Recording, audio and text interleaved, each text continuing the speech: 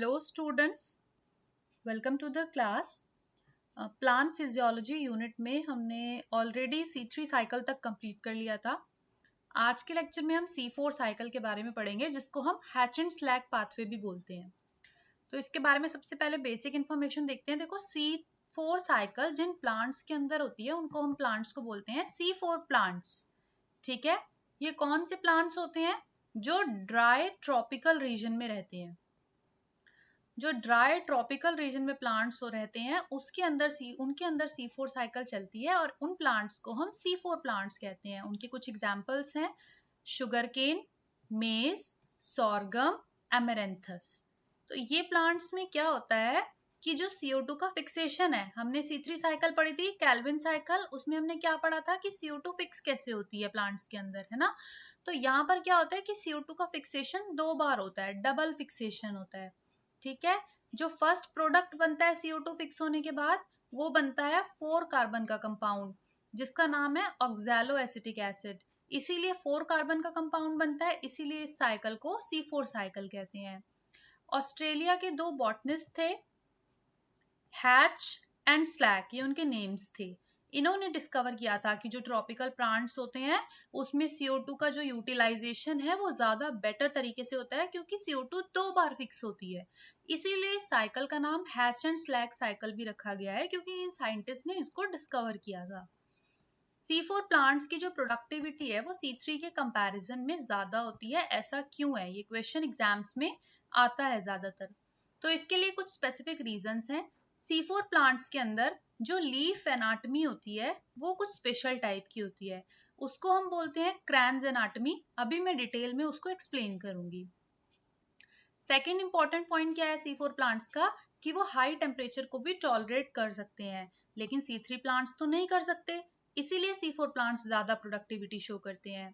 Third reason क्या है कि टेम्परेचर के अलावा अगर लाइट इंटेंसिटी भी बहुत ज्यादा है तब भी C4 प्लांट्स रिस्पॉन्स शो करते हैं. और फोर्थ रीजन क्या है कि एक प्रोसेस होता है फोटो रेस्पिरेशन, इसको हम कहते हैं कि ये वेस्टफुल प्रोसेस है. देखो ये प्रोसेस मैं नेक्स्ट लेक्चर में एक्सप्लेन करूंगी क्योंकि थोड़ा सा बड़ा है कि फोटो रेस्पिरेशन में एक्चुअल क्या होता है. अभी आप ये समझ लीजिए कि एक प्रोसेस होता है फोटो रेस्पिरेशन, वो एक वेस्टफुल प्रोसेस है. क्यों वेस्टफुल प्रोसेस बोलते हैं? क्योंकि जो फोटोसिंथेसिस के टाइम पे एनर्जी बनी होती है प्लांट के अंदर, वो एनर्जी की सारी इस प्रोसेस में वेस्ट हो जाती है, इसलिए इसको वेस्टफुल प्रोसेस कहते हैं. लेकिन C4 प्लांट्स के अंदर ये प्रोसेस नहीं होता है. C3 प्लांट्स के अंदर होता है, इसलिए उनकी एनर्जी वेस्ट हो जाती है, लेकिन C4 के अंदर नहीं होता, इसीलिए C4 प्लांट्स जो है वो ज्यादा प्रोडक्टिविटी शो करते हैं as compare to C3 plants. Hope कि आपको क्लियर हुआ होगा. अब जो मैंने भी बताया कि C4 प्लांट्स के अंदर लीफ एनाटमी थोड़ी स्पेशल टाइप की होती है जिसको हम क्या बोलते हैं? क्रैंज एनाटमी बोलते हैं. वो क्या होती है एक्चुअल में क्रैंज एनाटमी? क्रैंस एनाटमी, देखो क्रैंस का मतलब होता है रीथ. क्रैंस का मीनिंग क्या होता है? रीथ. रीथ मतलब रिंग, यानी कि जो सेल्स का अरेंजमेंट है उस लीफ के अंदर, C4 प्लांट की जो लीव्स होती हैं उसमें जो सेल्स का अरेंजमेंट होता है वो एक रिंग की फॉर्म में होता है, वो एक रिंग फॉर्म करता है, वो एक रीथ फॉर्म करता है. C4 प्लांट्स के अंदर क्या होते हैं? 2 टाइप्स के सेल्स होते हैं. कौन से 2 टाइप्स के सेल्स होते हैं? एक होते हैं मेसोफिल सेल्स और दूसरे होते हैं बंडल शीथ सेल्स. क्या होता है कि लीफ के अंदर वॉस्कुलर बंडल्स होते हैं, जाइलम एंड फ्लोएम. उन वॉस्कुलर बंडल्स के चारों ओर लार्ज साइज के सेल्स होते हैं, उन सेल्स को हम बोलते हैं बंडल शीथ सेल्स. अब ये सेल क्या करते हैं? बहुत सारी लेयर्स फॉर्म करते हैं वॉस्कुलर बंडल के चारों ओर. जैसे ये अगर वॉस्कुलर बंडल है तो जो चारों ओर बंडल शीट सेल्स प्रेजेंट होंगे वो ऐसे करके कॉन्सेंट्रिक रिंग्स की फॉर्म में प्रेजेंट होंगे, इसीलिए हम बोलते हैं कि वो एक रीथ फॉर्म कर रहे हैं, यानी कि क्रैंस वर्ड हम यूज करते हैं, क्रैंस एनाटमी इस तरीके से. अब बंडल शीट के चारों ओर उसके अराउंड कौन से सेल्स होते हैं? Mesophyll cells. Bundle sheath cells के कुछ कैरेक्टरिस्टिक्स हैं. क्या कैरेक्टरिस्टिक्स हैं? कि बंडल शीट सेल्स जो होते हैं उसमें क्लोरोप्लास्ट बहुत लार्ज नंबर में होता है, ग्राना एब्सेंट होते हैं, जो थिक वॉल्स होती हैं उस सेल्स की जो कि गैसियस एक्सचेंज के लिए इम्परवियस है. मतलब जो बंडल शीट सेल्स हैं तो उसमें क्या होता है कि गैसियस एक्सचेंज नहीं हो पाता है सेल्स में, और कोई इंटरसेल्युलर स्पेस भी नहीं होता है. तो ये कुछ स्पेशल फीचर्स हैं बंडल शीट सेल्स के. Process of hatch and slag pathway. अब हम एग्जैक्टली पढ़ते हैं कि C4 पाथवे होता क्या है। देखो ये एक साइक्लिक प्रोसेस है। इसमें क्या होता है, CO2 का फिक्सेशन ही हो रहा है, यही पढ़ना है हमें, लेकिन कैसे कैसे हो रहा है वो पढ़ेंगे। सबसे पहले जब CO2 एटमॉस्फेयर से आती है तो CO2 को कौन एक्सेप्ट करता है? जो प्राइमरी एक्सेप्टर है CO2 का वो है फॉस्फोइनोल पायरुवेट, जिसको हम पेप भी बोलते हैं, और ये 3 कार्बन का कंपाउंड है। ठीक है, ये कहाँ प्रेजेंट होगा? मीजोफिल सेल्स में प्रेजेंट होगा। अब कौन सा एंजाइम है जो CO2 को फिक्स करेगा? CO2 आ गई, एक्सेप्ट किसने किया? फॉस्फोइनोल पायरुवेट ने। अब इस CO2 का क्या होना है? फिक्सेशन। अब इस CO2 का फिक्सेशन कैसे होगा? एक एंजाइम वर्क करेगा, फॉस्फोइनोल पायरुवेट कार्बोक्सिलेज, इसको शॉर्ट में बोलते हैं पेपकेज। अब जो मीजोफिल सेल्स हैं जहां पर CO2 आई है वहां पर रुबिस्को नहीं होता, जो रुबिस्को एंजाइम है वो नहीं होता, पेपकेज ही वहां काम करता है। अब क्या होता है, जैसे ही CO2 का फिक्सेशन हुआ मीजोफिल सेल्स के अंदर, तो 4 कार्बन का ऑक्सैलो एसिटिक एसिड बन गया। क्या बन गया? 4 कार्बन का ऑक्सैलो एसिटिक एसिड बन गया मीजोफिल सेल में। अब ये ऑक्सैलो एसिटिक एसिड क्या होता है? कन्वर्ट हो जाता है दूसरे किसी 4 कार्बन के कंपाउंड में, जैसे कि मैलिक एसिड या फिर एस्पार्टिक एसिड। जब ये ऑक्सैलो एसिटिक एसिड कन्वर्ट हो गया मैलिक या एस्पार्टिक एसिड में, तब ये फिर मीजोफिल सेल से जाके बंडल शीथ सेल्स में आ जाता है।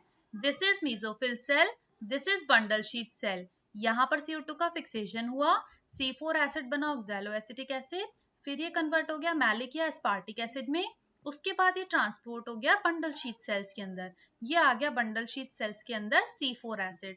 अब क्या होता है, बंडल शीथ सेल्स के अंदर आ गया, बंडल शीथ सेल्स के अंदर आने के बाद ये C4 एसिड ब्रेक डाउन हो जाता है ताकि CO2 अलग रिलीज हो जाए और 3 कार्बन का मॉलिक्यूल अलग फॉर्म हो जाए। ये देखिए यहाँ पर डीकार्बोक्सिलेशन हुआ, CO2 रिलीज हो गई अलग, और C3 एसिड जो बन गया वो चला गया अलग। अब जो CO2 यहाँ पर अलग गई है वो उसका फिक्सेशन, वो तो कैल्विन साइकिल में चली जाएगी वो CO2, और जो ये C3 एसिड बना है यहाँ पर बंडल शीथ सेल में, इसका ट्रांसपोर्ट होगा। ठीक है, जो C3 एसिड है ये रहा। अब बंडल शीथ सेल में क्या होता है? रुबिस्को होता है, पेपकेज नहीं होता। ठीक है, तो इसका मतलब पेपकेज जब नहीं है तो 3 कार्बन का जो मॉलिक्यूल है उसको वापस से मीजोफिल सेल के अंदर जाना है और वहां पर जाके वो वापस से फॉस्फोइनोल पायरुवेट में कन्वर्ट होना है। कौन करेगा पायरुवेट में कन्वर्ट उसको? एक एंजाइम, कोल्ड सेंसिटिव एंजाइम, जिसको बोलेंगे पेप सिंथेटेज, फॉस्फोइनोल पायरुवेट सिंथेटेज, जो कि फॉस्फोइनोल पायरुवेट का सिंथेसिस करेगा। किससे? C3 एसिड से। देखो यहाँ पर CO2 अलग हो गया था जो कैल्विन साइकिल में चला गया, ये C3 एसिड था, C3 एसिड को वापस से ट्रांसपोर्ट किया मीजोफिल सेल के अंदर। ये C3 एसिड जब यहाँ पर आया तो यहाँ पर क्या हुआ कि पेप सिंथेटेज एंजाइम ने वर्क किया और वापस से फॉस्फोइनोल पायरुवेट रीजनरेट हो गया। होप कि आपको साइकिल समझ में आ गया होगा कि किस तरीके से ये cycle at the end complete हो रहा है। तो बहुत इजी लैंग्वेज में मैंने यहाँ पर लिखा है, आप इसको 2 टाइम्स रीड करेंगे आपको लर्न हो जाएगा। तो बेसिक पाथवे ये था कि इसमें शुगर बनता है फाइनली। कैल्विन साइकिल जो है, Calvin pathway, it is common to C3C4। देखो जब हमने C3 साइकिल पढ़ा था प्रीवियस लेक्चर में तो हमने कहा था उन प्लांट्स को C3 प्लांट्स कहते हैं जिनमें वो साइकिल होता है, लेकिन C4 प्लांट्स में हमने क्या देखा कि जब C3 साइकिल भी हो रहा है ना, यहाँ पर जब वो CO2 रिलीज हुई और C3 एसिड रिलीज हुआ, भाई यहाँ पर जो CO2 रिलीज हो रही है, मैंने कहा ये कैल्विन साइकिल में चली गई, तो इसका मतलब कैल्विन साइकिल भी साथ साथ चल रही है और C4 साइकिल भी अलग चल रही है, यानी कि C4 प्लांट्स में दोनों साइकिल चलती हैं साथ में। अब क्या होता है, जब फॉस्फोइनोल पायरुवेट रीजनरेट होता है ना मीजोफिल सेल में जाके ऊपर, तो C3 एसिड से, तो उसके लिए 2 ATP चाहिए होते हैं। ठीक है, और NADPH की अगर बात कहें तो उसका नेट गेन या लॉस कुछ नहीं होता इस साइकिल में, C4 साइकिल में सिर्फ ATP का ही नेट गेन होता है। तो ATP कितना यूज होता है? देखो जब तो चलेगी C4 साइकिल उस दौरान एक CO2 फिक्स होने पे 2 ATP मिलेंगे, और जब स्टार्ट हो जाएगी C3 साइकिल तो उसमें एक CO2 फिक्स होने पे 3 ATP मिलेंगे, यानी कि टोटल जब एक CO2 फिक्स हो रही है प्लांट के अंदर तो 5 ATP मिल रहे हैं C4 प्लांट्स को। इसका मतलब अगर एक ग्लूकोज बनाना है, ग्लूकोज क्या होता है? C6H12O6, C6 का मतलब 6 कार्बन चाहिए, इसका मतलब है कि 6 CO2 फिक्स होंगे, यानी कि अभी हमने देखा एक CO2 फिक्स हो रहे थे तो 5 ATP कंज्यूम हो रहे थे। ठीक है, तो 6 अगर CO2 फिक्स करने हैं तो कितने ATP कंज्यूम होंगे? 6 into 5 यानी कि 30 ATP कंज्यूम होंगे। इस दौरान, इस साइकिल के टाइम पे। C3 और C4 साइकिल में क्या डिफरेंस है आप देख लीजिएगा। प्राइमरी एक्सेप्टर दोनों में अलग होता है, फर्स्ट जो प्रोडक्ट बनता है वो दोनों में अलग होता है। ये साइकिल मीजोफिल सेल्स में होती है और ये साइकिल जो है मीजोफिल के साथ साथ बंडल शीट सेल्स में भी होती है। ये थोड़ा सा स्लो प्रोसेस होता है, वो थोड़ा सा फास्ट प्रोसेस होता है। उसमें 3 ATP कंज्यूम होते हैं और 2 fix 1 CO2 और इसमें 2 ATP कंज्यूम होते हैं 2 fix 1 CO2। इंपॉर्टेंस क्या है C4 प्लांट्स की कि एक तो ये कि सेलाइन कंडीशन को टॉलरेट कर सकते हैं। क्यों कर सकते हैं? क्योंकि इनके अंदर ऑलरेडी इतने ऑर्गेनिक एसिड होते हैं जैसे कि मैलिक एसिड, ऑक्सैलोएसिटिक एसिड, जिसकी वजह से इनके सेल्स का वाटर पोटेंशियल कम होता है, जिसकी वजह से सॉइल का वाटर पोटेंशियल ज़्यादा होता है, तो इजीली वाटर को ले सकते हैं।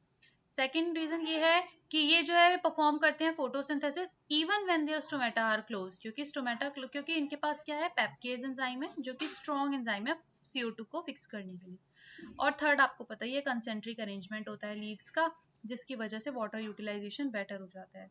ठीक है, so hope lecture was helpful for you. आपको C4 साइकिल इजीली समझ में आया होगा, नोट्स में मिल गए होंगे, नोट डाउन कर लीजिएगा, लर्न कर लीजिएगा, बहुत ईजी है। So we'll see you soon in the next lecture. Stay tuned with Concepts and Notes Academy by Ayushi. Thank you.